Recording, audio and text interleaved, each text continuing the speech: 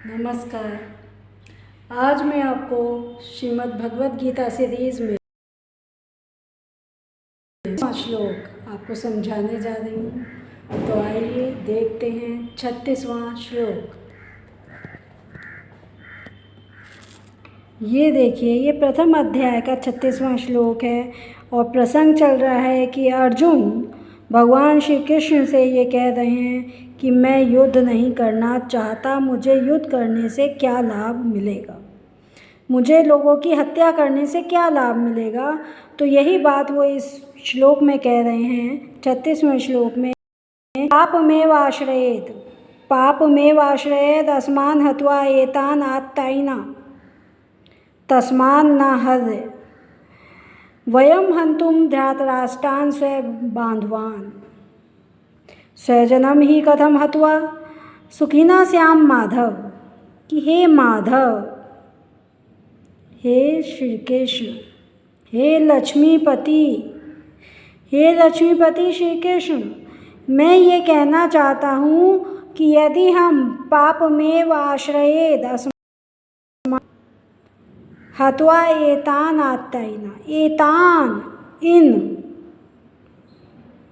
एतान माने इन, अगर हम ऐसे आत्ताइयों का वध करते हैं, हत्वा माने इनको मारते हैं, अगर हम ऐसे आत्ताइयों को मारते हैं तो हमें असमान, तो हमें पापमेव आश्रयेद, तो हमें पाप ही लगेगा, तो पाप ही हमारा आश्रय होगा।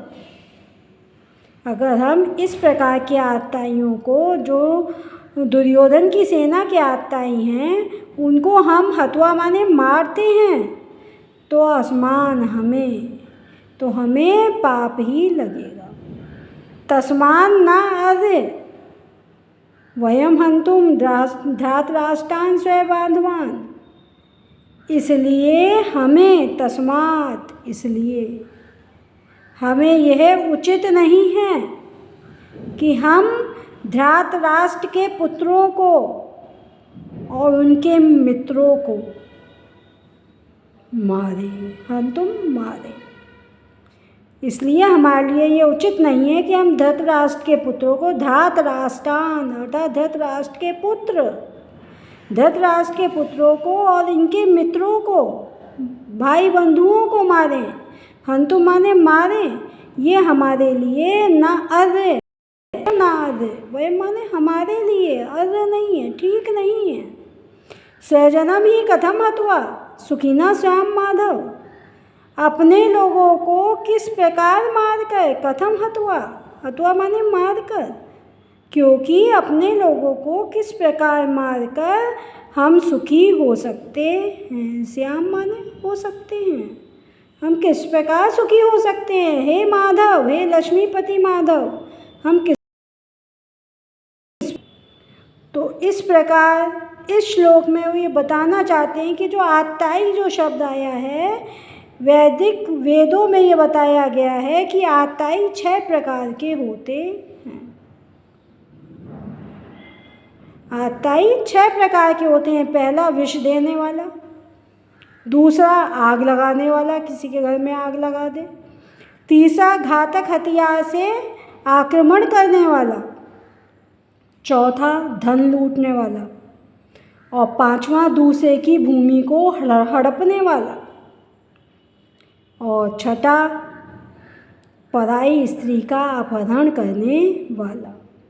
तो ऐसे आत्ताइयों का वेद में बताया गया है, तुरंत ही वध कर देना चाहिए, क्योंकि इनके वध से कोई भी पाप नहीं लगता है। लेकिन अर्जुन कोई सामान्य व्यक्ति नहीं है, वह स्वभाव से साधु है, सज्जन है, और वह ऐसा काम नहीं करना चाहता है। लेकिन उसे कायर नहीं होना चाहिए, क्योंकि वह क्षत्रिय भी है।